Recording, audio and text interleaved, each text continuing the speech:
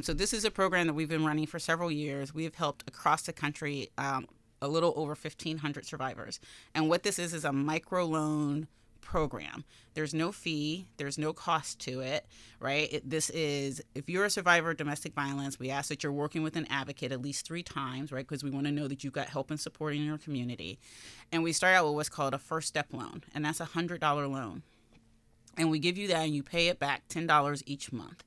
And as long as you're paying, when you pay that back on time, we report that to the 3 credit bureaus. Mm-hmm. And the reason why we don't want people to pay that off right away is because it takes about 5 to 6 months for us to see an increase in people's credit scores. But what we're seeing is that people can increase their scores up to about 15 points. Right. Right?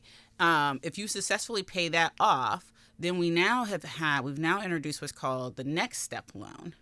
And the next step loan is where you can get up to either a $500 loan or a $1,000 loan. And again, the payments are a little higher, mm-hmm. right? So like for the $500 loan, it's a little over $27, like spread over 18 months.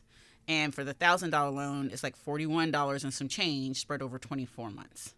And so the idea is that we want to make positive reports for survivors so that it increases their credit scores through this process. So it's such a wonderful and such a unique program that has helped so many survivors with. We had a mom who had been part of the program and was able to get a $1,000 loan, and her daughter had asthma and severe allergies, and their HVAC system had went out. Ooh. And so and so they were having a really rough time. She was able to get a community grant for $10,000, but it didn't cover the cost of the HVAC. Mm-hmm. She needed that extra $1,000, and she was able to get that through the Independence program. And they were able to do, and now her daughter is having significantly better health outcomes.